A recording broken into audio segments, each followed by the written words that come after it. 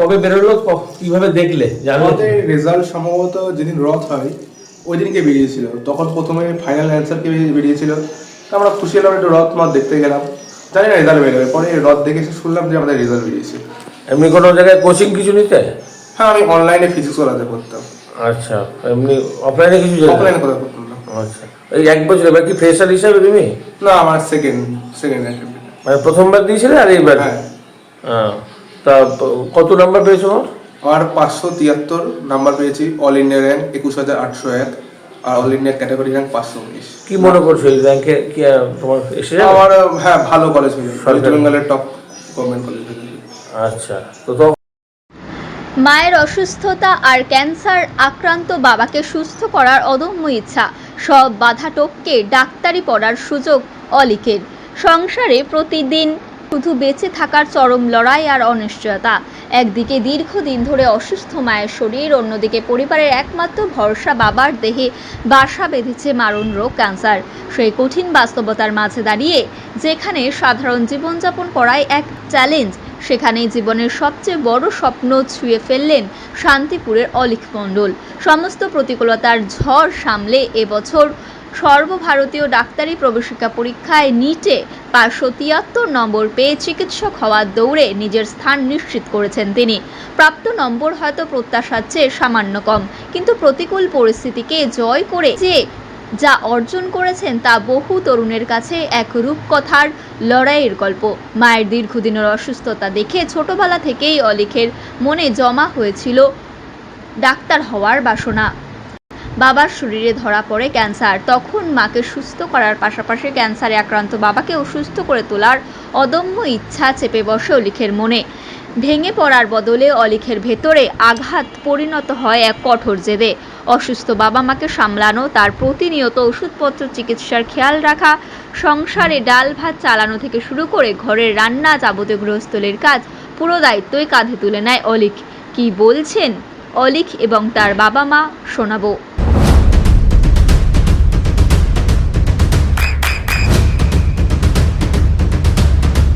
বৃষ্টিতে স্বস্তি। বৃষ্টি অ্যাকোয়া, বিশুদ্ধ পানীয় জল। কবে বেরোলো, কিভাবে দেখলে?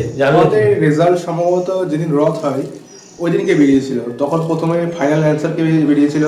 তো আমরা খুশি হলাম, একটু রথ মত দেখতে গেলাম। জানি না রেজাল্ট বেরোবে, পরে রথ দেখে এসে শুনলাম যে আমাদের রেজাল্ট বেরিয়েছে। এমনি কোনো জায়গায় কোচিং কিছু নিতে? হ্যাঁ, আমি অনলাইনে ফিজিক্স ওলাতে করতাম। আচ্ছা, এমনি অফলাইনে কিছু? অফলাইনে কথা করতাম না। আচ্ছা, এই এক বছর এবার কি ফ্রেশার হিসাবে তুমি? না, আমার সেকেন্ড মানে প্রথমবার দিয়েছিলে আর এইবার? হ্যাঁ। তা কত নাম্বার পেয়েছো? আমার 573 নাম্বার পেয়েছি। অল ইন্ডিয়া র্যাঙ্ক 21,801 আর অল ইন্ডিয়া ক্যাটাগরি র্যাঙ্ক 519। কি মনে করছো এই র্যাঙ্কে কি তোমার এসে? আমার হ্যাঁ, ভালো কলেজ হয়ে যাবে, ওয়েস্ট বেঙ্গলের টপ গভর্নমেন্ট কলেজ হয়ে যাবে। আচ্ছা, তো তোমার কি ছোটবেলা থেকে ইচ্ছা ছিল ডাক্তার হবো নাকি? না, আমার প্রথমে আমার ইচ্ছা ছিল যে আমি অঙ্কে যে ম্যাথে পিএইচডি করবো। বাট আমার মা হার্টে ঢুকেছিল। তখন থেকে আস্তে আস্তে যখন মাকে নিয়ে হসপিটালে যেতে হতো, তখন আস্তে আস্তে ভাবলাম যে ডাক্তার হই। তারপর থেকে আমি ডাক্তারের জন্য বাবার তো আবার অসুস্থ, হ্যাঁ, নিটের জন্য প্রিপারেশন নিলাম। তখন আমার বাবার ব্লাড ক্যান্সার হলো, এটাই। তখন থেকে জেদটা বেড়ে গেল নাকি? হ্যাঁ, জেদটা বেড়ে গেল, আমাকে হতেই হবে, এবারেই বেরতে হবে। তো পড়াশোনা করে কি বাবা মাকে সুস্থ রাখবে? হ্যাঁ। শুধুই কি তোমার নিজের বাবা মা নাকি এরকম অনেক মামা বাড়ি তো রয়েছেন? অনেকজনই আছে। সেক্ষেত্রে কি ভূমিকা থাকবে? হ্যাঁ, সেক্ষেত্রে তোমার কি ভূমিকা থাকবে? সেক্ষেত্রে আমি যদি বড় হবে একটা সময় যে ডাক্তারি মানে হব, যখন হব, তখন সবাইকে এটা আমি ধরো জানাতে পারবো কি করা থাকুক না থাকুক, সব মেডিকেলের যে কোনো বিষয়ে তো হেল্প করবো তাকে, শরীর শারীরিক কিছু হলে। কোন স্কুলে পড়তে তুমি? আমি 5 থেকে 10 পর্যন্ত তুষ্টুল হাই স্কুলে পড়তাম, আর 11-12 সূত্রাগড় এমএন হাই স্কুলে। মাধ্যমিকে কত নম্বর? মাধ্যমিকে 616 ছিল। পার্সেন্টেজ? পার্সেন্টেজ 88%। আর উচ্চ মাধ্যমিকে? উচ্চ মাধ্যমিকে 435, 87%। তো বরাবরই সায়েন্স নিয়েই পড়ার ইচ্ছা? হ্যাঁ, সায়েন্স। আচ্ছা, তো এখন তোমার তো কাউন্সিলিং শুরু হয়নি? না, কাউন্সিলিং শুরু হয়নি। আচ্ছা, আর এমনি শান্তিপুরের থেকে বা তোমার স্কুল থেকে আর কেউ পেয়েছিল জানো? না, শান্তিপুর থেকে আমি একাই পেয়েছি। আচ্ছা, মানে তোমার জানা আর কি? আমার জানা। আচ্ছা, তো এর পরবর্তীকালে যে কোনো সরকারি স্কুলে যেতে রাজি আছো, মানে যেখানে পড়তে, ডাক্তারি পড়তে, সরকারি যে কোনো জায়গায়? হ্যাঁ। কি নাম তোমার? অলিক মণ্ডল। আর এই জায়গাটার নাম? রান্নাঘর শান্তিপূর্ণ। আর এমনি খেলাধুলো বা অন্যান্য কিছু করো? আমি আগে খেলাধুলা করতাম, একটু দৌড়াতাম, নিজে নিজে একটু জিম করতাম, লাফদড়ি খেলতাম, ছবি আঁকতাম, রান্না করতে পারি। বাড়িতে বলো তো মা বাবা তুমি অনেকটাই সংসারের কাজ করেছো অনেক। আমি করি, সংসারে কাজ করতে পারি, বাসন মাজা, রান্না করা, যে কোনো কাজই করতে পারি প্রায়। তো বাড়িতে বাবা তো পড়ান, তুমি কি এখন পড়া তুমিও পড়াও বাবার সাথে? না, এখন মানে পড়াই না, মাঝে মাঝে পড়াই। দেখা হলো 2-1 দিন বাবা নেই বা অসুস্থ, তখন সেদিন আমি পড়াতাম। আচ্ছা, 2-1 ছাত্র ছিল পড়াতাম। কি নাম বললে তোমার? অলিক মন্ডল। বেটার হয়েছিল নাকি এটাই তোমার? আমার আগেরটাতে 633 মার্ক আশা করছিলাম, বাট এটাতে 573 হলো, 60 নাম্বার কম হলো, ডিগ্রি ছিল। একটু খারাপ লাগলো, বাট আশা করছি র্যাঙ্কটা ধরে রেখেছে, কারণ আগের বার অনেক চুরি হয়েছিল, অনেক র্যাঙ্কটা প্রশ্ন ফাঁস হয়েছিল, র্যাঙ্কটা দেখলো সেই হয়ে যায়। কি বলবে এরকম একটা গুরুত্বপূর্ণ পরীক্ষা তাও যদি প্রশ্ন ফাঁস হয়ে যায়? সেটা আমাদের শিক্ষা ব্যবস্থার ফল্ট। আর এই যে সব আন্দোলন করছে, অনেকে চলেও গেছে, মানে তাদের জন্য আমরা একটু দুঃখিত, কি আর করা যাবে। বর্তমানে অনেকে বলছে যে এর মধ্যে রাজনীতির প্রবেশ ঘটে গেছে, কিংবা পুলিশ সাংবাদিক আক্রান্ত আন্দোলনটা হচ্ছে। প্রথম দিকে স্টুডেন্টদের জন্য হচ্ছিল, স্টুডেন্টদের করছিল, কিন্তু আস্তে আস্তে এটা রাজনৈতিক হয়ে যাচ্ছে, আন্দোলনটা পলিটিক্স ঢুকে যাচ্ছে এর মধ্যে। তো সেক্ষেত্রে স্টুডেন্টদেরও যেটুকু যা দাবি দাবা সেটা প্রকাশ করতে গিয়ে তাদেরকেও যদি মারধর করা হয়, সেটাও তো। এখন আমি তো বলবো এর মধ্যে পলিটিক্সই আছে, কারণ পলিটিশিয়ানরা যখন ওর মধ্যে বিভিন্ন নিজেরা নিজের মতন কাজে গিয়েছে, স্টুডেন্টদের দেখা গেল সব স্টুডেন্টরা বলছে, আর যখন পুলিশটা মারতে যাচ্ছে তখন স্টুডেন্টদের আগে করে নিয়ে যাচ্ছে, যার জন্য চাপটা স্টুডেন্টদের উপর হচ্ছে। আচ্ছা, তো এই যে ব্যবস্থা নেওয়া হয়েছে, ধরো শাস্তির ব্যবস্থা করা হয়েছে, শিক্ষামন্ত্রী ডিজাইন করেছে, এটা খুব খুশি হলাম। এটা আর নতুন বিল তৈরি হচ্ছে, এর জন্য এক্সাইটেড। কি বলবে আগামীতে কি হওয়া উচিত এরকম গুরুত্বপূর্ণ পরীক্ষাগুলো? সরকারের কাছে দাবি করবো এই গুরুত্বপূর্ণ এক্সামগুলো ঠিকঠাকভাবে নেওয়া, ফেয়ারভাবে যেন হয়, লিক না হয়, যতভাবে ফেয়ার হতে পারে ঠিকঠাক। কি নাম তোমার? অলিক মন্ডল। কত র্যাঙ্কে আসছো? 21,801। নাম্বার পেয়েছো কত? 573 আর 98.903142%।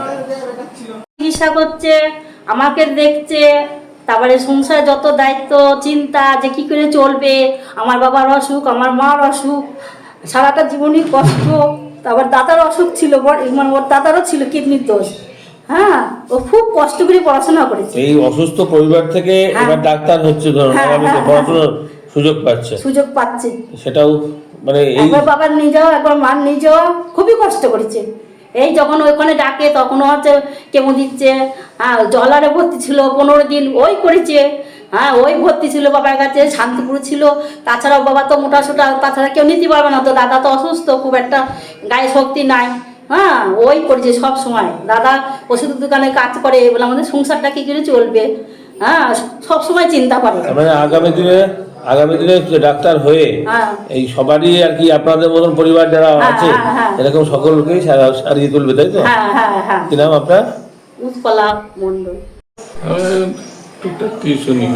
টিউশনি প্রথম থেকে? পারে না। আচ্ছা, তো শরীর খারাপ কবে থেকে হয়েছে?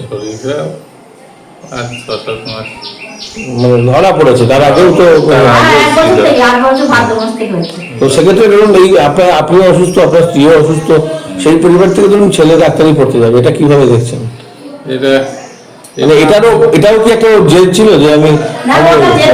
এটা আমার ছেলের খুব একটা জেদ ছিল যে পড়াশোনা করে একটা ভালো জায়গায় যাবে, যেখানে ও মানুষের যাতে একটু সহায়তা, সবাইকে হেল্প করতে পারে, সেরকম জায়গায় গিয়ে পৌঁছতে। আপনি কি কোনো বিষয়ে পড়ান না সব বিষয়ে পড়ান? আমি সায়েন্স নিয়ে পড়াতাম। আচ্ছা, মাধ্যমিক পর্যন্ত পড়াতেন। আর আপনি কি পড়াশোনা করেছেন? আমি উচ্চ মাধ্যমিক পাস করে বিএ সেকেন্ড ইয়ারে পড়ে আর পড়ি। আচ্ছা, তো সেক্ষেত্রে চাকরি বাকরি কিছু হয়ও না? আর এই চাষের কাজ কিছু আছে? সেক্ষেত্রে শরীরে তো বাড়বে না। আচ্ছা, তো এখন মানে কি মনে হচ্ছে ছেলেকে মানে আরো বেশি মানে অর্থ ব্যয় করতে পারলে, কিংবা সময় দিতে পারলে, কিংবা যদি শারীরিক অসুস্থতা দুজনের না হতো, তাহলে কি আরো হয়তো ভালো ছিল, রেজাল্টটা আরো ভালো হতো, আজকে আমাদেরও ভালো লাগবে। কয় ছেলে মেয়ে আপনার? আমার 2 ছেলে। এটা ছোট? এটা ছোট। কি নাম ওর? অলিক মন্ডল। আর বড় কি করে? বড়টা একটা ওষুধের দোকানে কাজ করে। আচ্ছা, কি নাম আপনার? অলোক মন্ডল।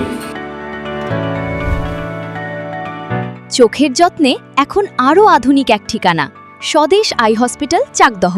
চোখের বিস্তারিত পরীক্ষার জন্য রয়েছে উন্নত জাইস ডায়াগনস্টিক প্রযুক্তি। নির্ভুল পরীক্ষার জন্য রয়েছে আধুনিক ব্যবস্থা। পরীক্ষা থেকে চিকিৎসা ও উন্নত পরিকাঠামো। আপনার দৃষ্টির যত্নে স্বদেশ আই হসপিটাল। আমাদের ঠিকানা সুখসাগর রোড, চাকদহ, নদিয়া।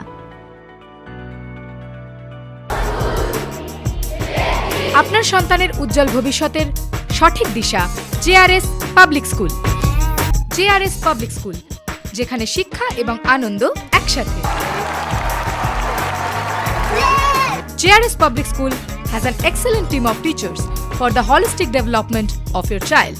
আপনার সন্তানের উজ্জ্বল ভবিষ্যতের একমাত্র ঠিকানা জেআরএস পাবলিক স্কুল। আপনি কোথায় ইনভেস্ট করবেন, কেন করবেন, বুঝতে পারছেন না তো? সঠিক গাইডলাইন পেতে আজই আসুন নদিয়ার চাকদাতে নিবেদিতা প্রাইভেট লিমিটেডে। Nivedita private limited, marketing and distribution service. Balcony বা সিঁড়ির রেলিং, মডিউলার কিচেন বা ড্রয়িং রুম, এক কথায় আপনার স্বপ্নের বাড়িকে করে তুলুন আরো সুন্দর। Chakdaha ply centre, gorgeous look বা কোয়ালিটি সবেতেই number 1। Chakdaha ply centre, Chakdaha ply centre, KBM, Chakdaha, Nadia. হোমওয়ার্কটা করেছো? হ্যাঁ স্যার।